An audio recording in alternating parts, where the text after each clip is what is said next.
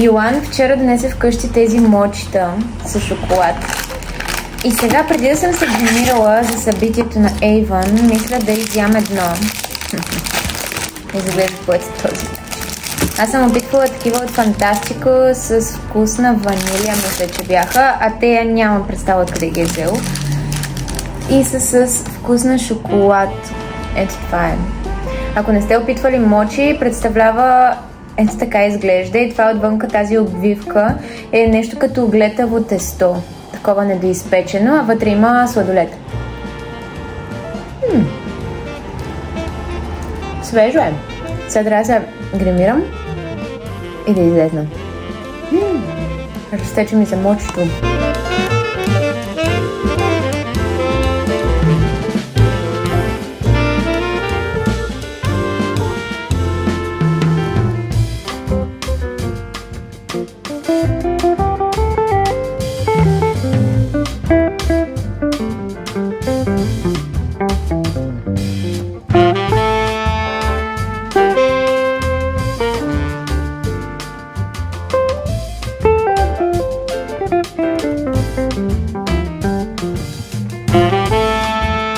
На следващия ден сме.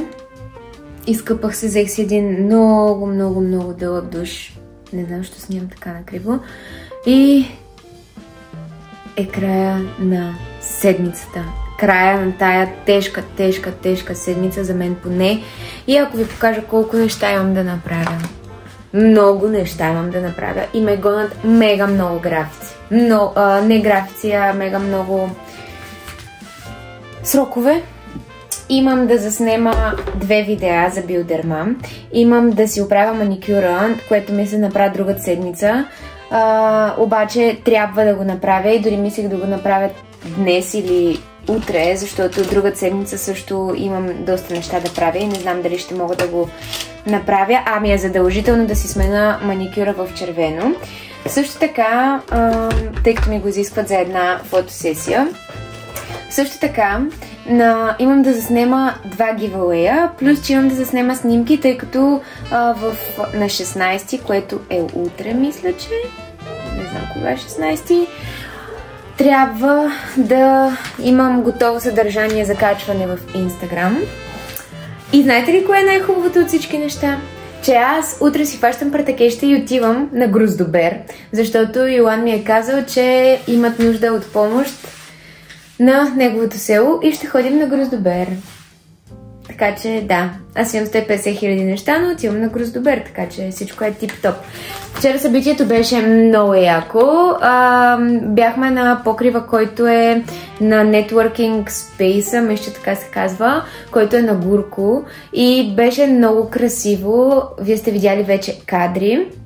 Но да, може да следите и профилът ми, когато качвам различни такива кадри от събития, тъй като качвам и различни сторита. Днес обаче съм много изморена, сякаш края на тази седмица дойде много рязко и всичко това, което преживях през тази една седмица, просто ме изтощи много и сякаш много емоции по-скоро. Не, че се е случило нещо, кой знае какво, обаче просто много емоции.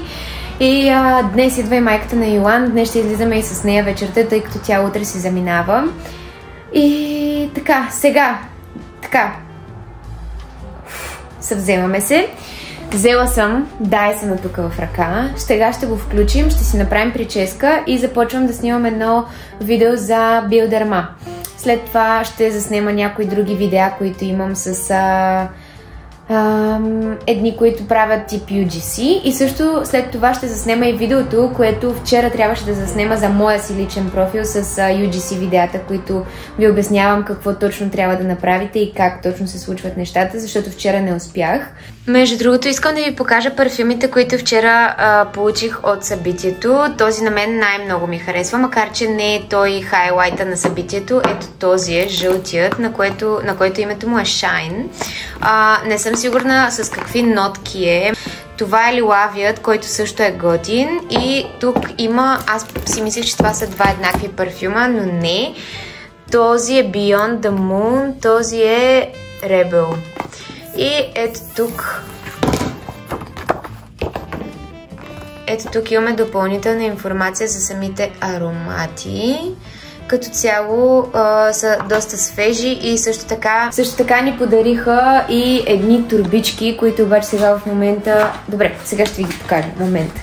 Така, ето това са турбичките и са много готини, защото са като такива тип за обувки, да речем ако пътувате някъде или за дрехи, дори такива преносими турбички с въженца, по този начин се стягат и е с много яки мотиви ментово-зелено и жирафи.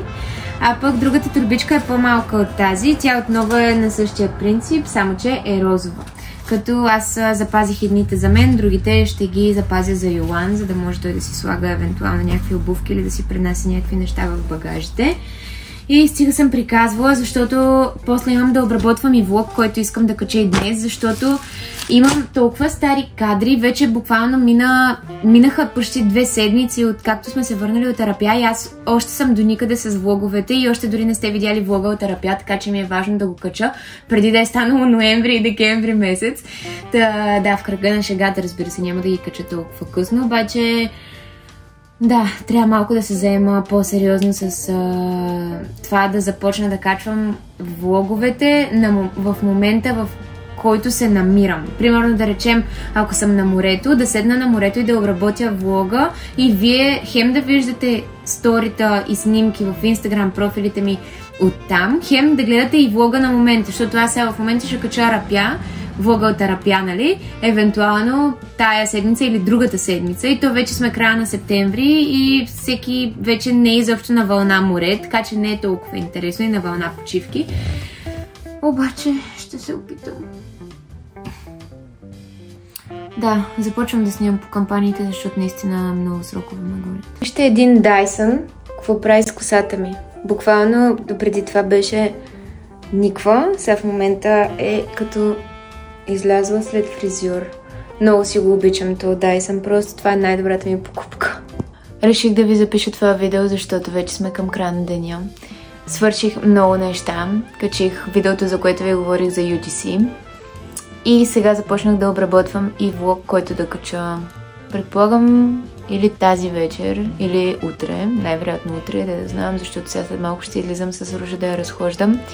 И исках да ви кажа, че няма да хода на селото на Йоан и няма да ходим на Гроздобер. Тоест аз само той ще замине. Просто му казах, че откакто буквално сме се върнали, нямам и ден почивка и в смисъл, ако почивката ми се счита седмицата, докато бях супер болна и лежах и нищо не можех да свърша и се мъчех буквално, не се брои като почивка. Преди това също, както ви казах, нямах изобщо почивка, заминавайки за морето. Преди това също, като с цялото местене се случваха нещата. Тая седмица изобщо с всичките неща, които правехме, просто си казах не. Няма да ходя, ще си остана и ще си свърша нещата на спокойствие и евентуално дори неделята ще си я дам пълен ден почивка, пълен ден правене на нищо и гледане на филми и на сериали на нещо.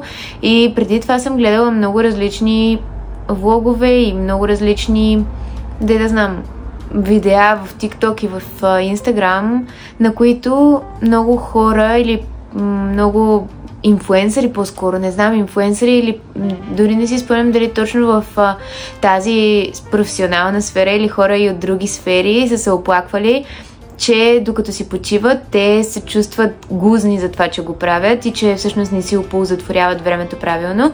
И аз имам този същия проблем.